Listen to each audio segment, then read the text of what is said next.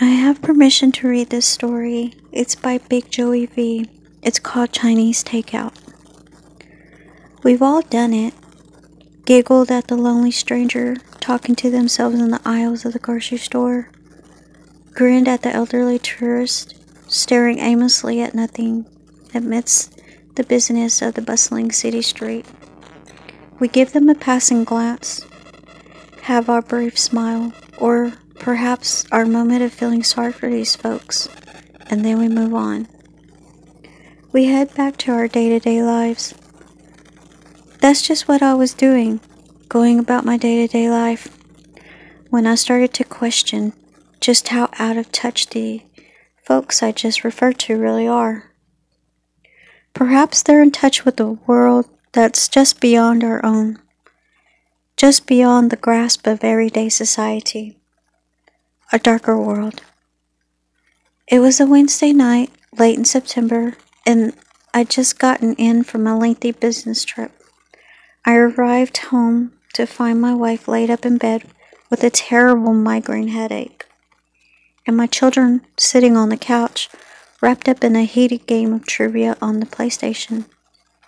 There really isn't any way for me to not sound like a jerk here, but I was road weary, beaten down from 8 hours of staring at asphalt, and just wanted to flop down onto the couch and put the time on the road behind me. But with the kids on the couch and the wife laying in bed surrounded by darkness, I was officially out of places to sit my tired old butt. So, after a long overdue embraces to my son and daughter and a kiss on my ailing wife's forehead, I found myself leaning back against the kitchen counter. I stood there in silence, staring at the stove, listening to the quiet hum of the refrigerator, trying to decide what to make for dinner. Cooking was the last thing I felt like doing, yet there I stood, perhaps waiting for supper to prepare itself. I opened the fridge about 6 times, each time looking into the illuminated box, only to close the door while shaking my head when I found nothing to my liking. That sealed it. I wasn't in the mood to cook, but I damn sure was in the mood to eat. With my wife sick in bed and the kids actually getting along, I decided my best bet was to just run out and grab food for the family. I really didn't feel like getting back in the car, but after a full day of driving, what was 20 more minutes? So I polled the rest of the house on what to grab for everyone. I live in a little community just off the interstate, but with a population of just over 3,000, our options are limited to the standard small town fare. Pizza, Chinese, Mexican, and a tiny dinner that offered home cooking style meals were about our only choices.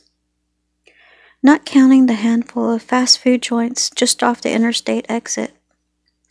My wife didn't care, as long as she didn't have to deal with it. My daughter wanted chicken wings. My son wanted seafood. I was up for anything as long as I could get everyone's food at the same place. Getting back behind the wheel was fine. Running all over town was a different story entirely. However, with the choices my kids came back with, my options were limited. Fast food was out, and so was the little Mexican place on the far side of town. I could get shrimp there, but they didn't have chicken wings. The pizza place in the strip mall had wings, but no seafood on the menu. That left the Chinese place. They made both of the items my kids were looking for, fried shrimps and wings. My wife always got the same thing, so I wouldn't have to pester her about the menu. And I'd never been known to turn down an order of General Tso's chicken. I went into the living room and got everyone's okay with my choice before calling in the order. An order of fried shrimp, an order of 8 wings, an order of chicken and broccoli, and finally my order of General So with a side of sweet and sour soup. I was informed that it would be about 15 minutes, and that's just about how long it would take to get from my house on the outskirts of the town to the little Chinese takeout. I asked my kids to set the table once their current game of trivia ended, before making my way out the door. Even though I spend a third of my working life behind the wheel, I don't mind driving around if I'm close to home. My little piece of America is what I think a small town should be. Friendly faces, people waving as you pass by, and a real sense of community. People at the grocery store know your name. Police officers ask about your kids at the checkout. Girl at the gas station knows how you like your coffee. That's probably why I'd be so shocked by the time sun rose the next morning, since I'm so fond of the place I call home. I'm always happy to drive through the place. Being such a nice day, I put the windows down in my Chevy, turned up the Hank Jr., and made my way across town to the takeout place. Being on the south side of town, it took a while to get to Ming's, number 1, on the far north side of town. It was only about 4 miles, but when you factor in neighborhood streets and winding roads, the minutes add up. The carryout shared a parking lot with the small laundromat. The proprietor of the restaurant also owned the laundromat. Though I'd never formally met the man, I knew his face from school functions I'd attended over the years, as one of his sons was in the same grade as my daughter. I pulled into the parking lot, slipping my truck into one of the 3 remaining open parking spots. There were 12 spots in the little shared parking lot. That seemed pretty busy for a Wednesday night. I got out from behind the wheel, walked into the restaurant, holding the door for a younger guy that had his hands full with multiple bags of his own. When I stepped to the counter, the familiar face of a pretty young Asian woman smiled at me and said, "Your General Tiso and sweet sour soup, right?" I nodded. Like I said, small town. "Okay, just 1 minute. I get whole order," she stated, slipping out of the view into the kitchen behind me. As I stood waiting at the counter, I heard the front door open behind me. An old woman, hunched at the shoulders, with stringy white hair that hung loosely around her face, walked through the door. She wore a white blouse, dark slacks, pulled high on her waist, and cinched tight over her belly button. Her face was pale, the skin wrinkled and matching the veiny flesh that pulled against long, bony finger on her hands. Her eyes were sunken and dark. Her face I did not recall seeing before, but it wasn't her face that caught my attention. It was the baby doll she was cradling in her left arm.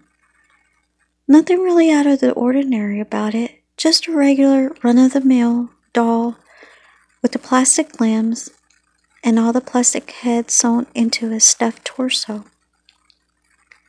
Absent of any clothing, the torso was just stained, rather dingy white color. It wasn't the talking type or the kind of toy that peels and poops, but just a standard old boring baby doll. And she was talking to it. I could not tell just what the old woman was saying to the doll as she stroked the plastic hair on its head with her long, pale fingers. Her voice was lower than a whisper, very raspy and completely inaudible. Her lips moved slowly, as did the hand that rubbed the toy's forehead. She seemed to be trying to soothe it. The whole thing was a little off-putting, but I've seen the horrible effects of dementia on the elderly, so I passed it off, turned my attention back to the counter. I was just in time to see the young woman come out from the kitchen with 2 bags of food. I quickly paid for my carryout, exchanged parting pleasantries with the checkout girl, and turned to leave the restaurant. As I began to pass the elderly woman, whom still appeared to be comforting the doll, I stepped out toward my left to give her a little extra room. Grabbing the handle to the exit, I lurched backwards as the old woman's hand shot from the plastic toy's forehead and wrapped tightly around my exposed forearm. With surprising strength, her cold fingers pressed into my skin. I'd like to think I could have pulled away with ease, but I can't. Swear that to be true. Besides, even though the shock hadn't yet worn off, I had no desire to hurt the old woman. I turned to face her to see if she needed help. I looked into those sunken eyes and asked if she was okay. She returned my gaze. Amazingly, her grip tightened. It actually began to hurt. She looked frightened. "You have to help us," she said, her voice shaky and weak. "I've never seen so many." "Ma'am, I'm sorry. I don't know what you mean," I replied. She pulled her gaze from mine and looked through the glass door and into the parking lot.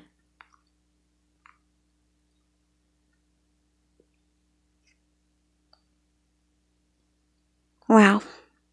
That was I was expecting more. That was crazy though. Oh, how creepy. She was seeing all kinds of ghosts out in the parking lot. Oh, that is so scary. What she saw and he couldn't. Wow. So, what did y'all think? I liked it. It was cool. I like reading these stories.